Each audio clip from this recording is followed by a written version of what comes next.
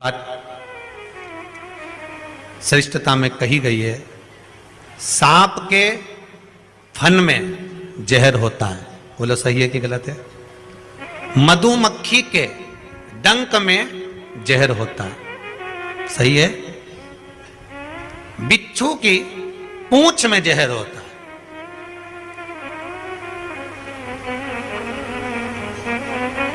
पर मनुष्य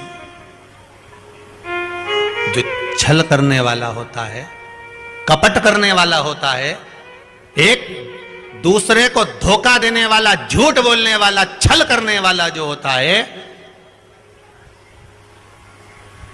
उसके तो रोम रोम में जहर होता है।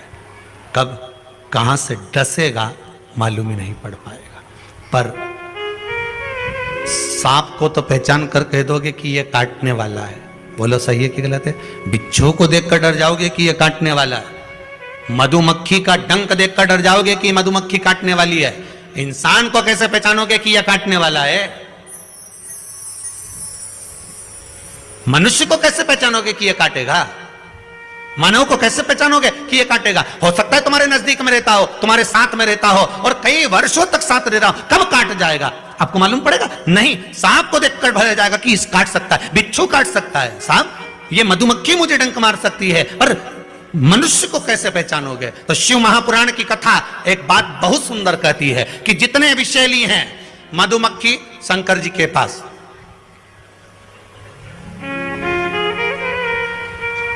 शिव जी का नाम एक धूमवान है। क्या नाम है? धूमवान। माता पार्वती का नाम एक धूमावती, जिनके पास में मधुमक्खी ढेर, पूरे शरीर के आसपास में मधुमक्खी है, धूमावती के। शिव जी के गले में सर्प, वो भी विषैला, कानों में बिच्छू, वो भी विषैला। हम कैसे पहचानेंगे कि ये व्यक्ति विषैला है, ये हमको धोखा देगा, ये कपट करेगा, ये छल करेगा, ये झूठ बोलेगा, ये प्रपंच करेगा? कैसे पहचानेंगे? शिव महापुराण की कथा कहती है हमें पहचानना नहीं है। सांप डसेगा, ये उसका काम है। मधुमक्खी काटेगी, डंक मारेगी, ये उसका काम है। बिच्छू डंक मारेगा, ये उसका काम है। और मनुष्य हमको छलेगा, झूठ बोलेगा, कपट करेगा, हमारे साथ धोखा करेगा, ये उसका काम है।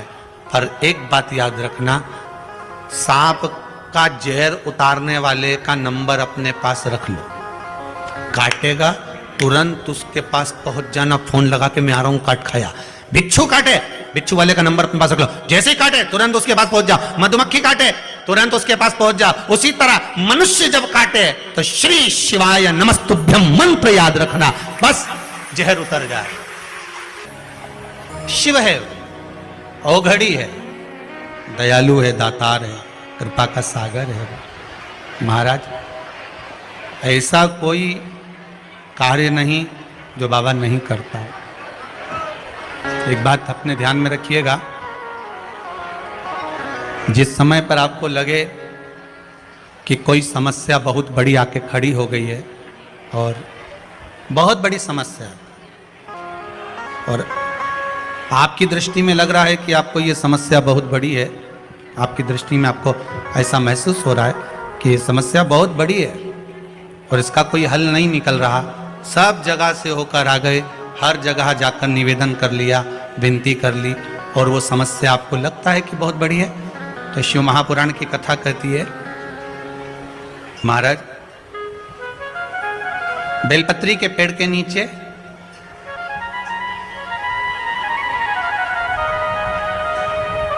एक छोटा सा शिवलिंग का निर्माण करो। काय का निर्माण करना है? शिवलिंग का। अब बेलपत्री के पेड़ के नीचे आप अगर सोचो कि भाई मैं ब्राह्मण हूं, सफेद मिट्टी का शिवलिंग बनाना है, क्षत्रिय हूं, लाल मिट्टी का शिवलिंग बनाना है, या वैश्य हूं, पीली मिट्टी का शिवलिंग बनाना है, या शूद्र हूं तो काली मिट्टी का शिवलिंग का निर्माण करना है। शिव महापुराण की कथा कहती है, लिंग पुराण कहती है, नर्मदा पुराण कहती है कि बेलपत्री के पेड़ के नीचे आप जिस शिवलिंग का निर्माण करें उसके लिए आपका वर्ण नहीं देखना, आपको तो बेलपत्री के नीचे की ही मिट्टी ले लेना, फिर वो जिस कलर की।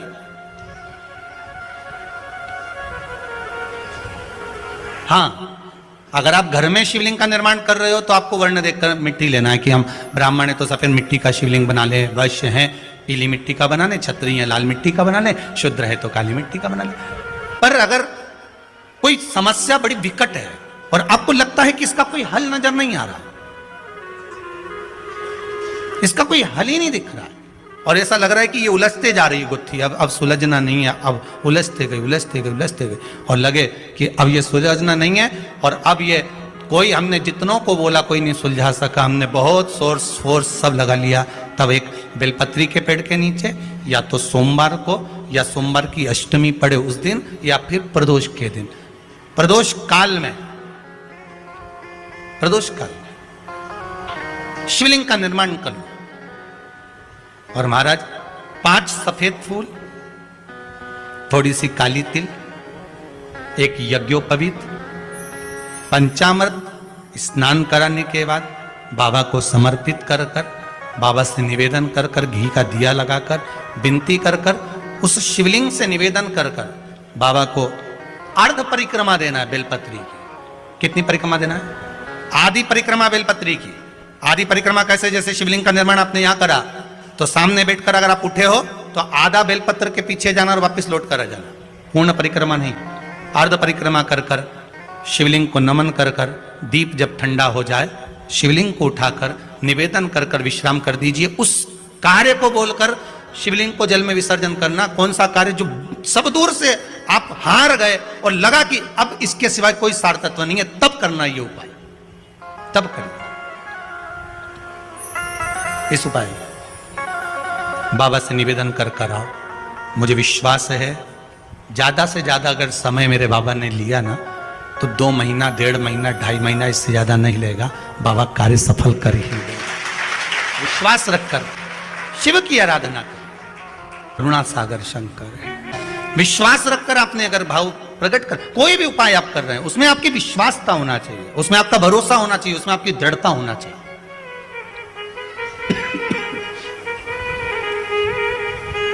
और यदि विश्वास प्रबल है, प्रेम जब अनंत हो गया, रोम रोम संत हो गया।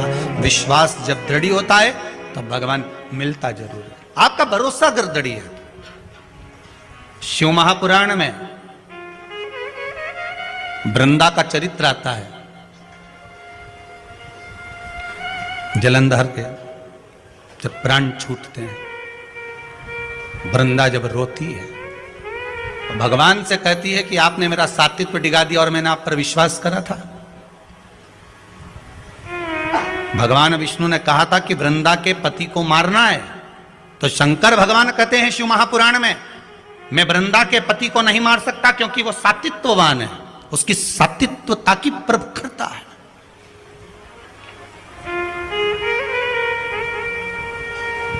और किसी भी रूप में प्रखरता रहे, अगर आपकी दृढ़ता, आपका विश्वास अगर प्रबल है तो दुनिया में कौन बाल बक्का करेगा। एक माता जी की आदत थी, वो सुबह से उठती थी और जम जम के दरवाजा खोल के चिल्लाना चालू कर देती थी, हर हर, जय हो भोलेनाथ, जय हो कुबेर भंडारी, जय हो महाकाल राजा, जय हो विश्वनाथ, बड़ी कृपा करी प्रभु आपने, बड़ी कृपा करी। खूब चिल्ला चिल्ला के बोले। आने वाले समय में वो एक माइक ले आई, ऐसा माइक लिए, और उसने अपने अपने मोहल्ले में 2-3 जगह ऐसे डब्बे रखे ना, इसमें के 2-3 रख दिए घर की छत पे, और वहीं से चिल्लाए जम जम के। सवेरे उठे और मुंह धोया नहीं धोया और बाहर आके चिल्ला। अब इसके कारण इसके पास में एक पड़ोसी रहता था, वो कभी भगवान को नहीं मानता था, इतना दुखी हो गया, इतना दुखी हो गया जिसके कारण परेशान हो गया। ये चिल्लाना चालू करे सुबह 5:30-6 बजे से। अब वो बेचारा बड़ा दुखी, बड़ा दुखी, किससे कहे, और वो झगड़ा करने आए तो ये लड़ने भी बैठ जाए। और लड़े कैसी? वो चिल्लाए, गालियां दे, और ये चिल्लाए वाह वाह प्रभु बड़ी कृपा करी। अब उसको और चिढ़ बैठे। बता भगवान पड़ोसी बड़ा परेशान, कभी भगवान को मानता नहीं था, अगरबत्ती नहीं लगाए, धूप बत्ती नहीं लगाए, कभी दिया नहीं लगाए, कभी भगवान के धोख नहीं लगाए, बड़ा परेशान। अब एक दिन सवेरे सवेरे इसने माइक उठाया और चिल्ला के बोली शिवरात्रि के दिन, भोलेनाथ हर हर महादेव, जय महाकाल राजा, जय विश्वनाथ, बड़ी कृपा करी प्रभु, बड़ी कृपा करी, पर आज घर में खाने का कुछ नहीं है, मैं जा रही मंदिर, भोजन भेज देना भोलेनाथ। ये चली गई। इसके पड़ोसी ने सोचा आज इसको मजा चखाता हूं सही तरह से। वो बाजार गया, आटा चावल दाल शक्कर घी नॉन मिर्ची सब ले आया, इसके आंगन में इसके दरवाजे पर रख दिया। ये आई, इसने अंदर गई, जो देखा तो कहा दाल चावल सब्जी राई नॉन मिर्ची सब रखा था। फिर माइक लाई उठा के, फिर लाई, फिर चिल्लाने लगी, हर हर महादेव, वारे महादेव, जय हो मेरे महाकाल राजा, जय हो मेरे काशी विश्वनाथ, जय हो मेरे कुबेर भंडारी, बड़ी कृपा कर दी, खाने का सामान भेज दिया, बड़ी कृपा करी। इतने में पड़ोसी दौड़कर आया, मूर्खों जैसी बात मत कर, कोई भगवान भगवान नहीं आया, वो तो मैं लाकर रखा, वो तो मैंने लाके रखा, तू तो भगवान से कह के गई थी, कहां का भगवान आ गया। इतने में इसने फिर माइक उठाया, हर हर महादेव, जय हो महाकाल राजा की, जय हो काशी विश्वनाथ की, जा खोलने से भी दान करवा दिया।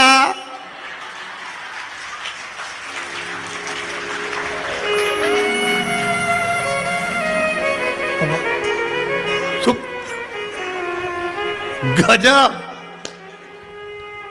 ये कभी महादेव के नहीं माने, इसे आटा चावल दिलवा दिया, बड़ी गजब कृपा कर, बड़ी गजब। उसने कहा तेरा भगवान आया था देने, मैंने रखा, मेरा जय जयकार कर। उसने कहा मैंने तो महादेव से कहा था, महादेव ने तुझे कहा, तूने लाके रखा, सब महादेव ही तो कर रहे हैं, हम तो केवल निमित्त मात्र, नहीं तो तेरे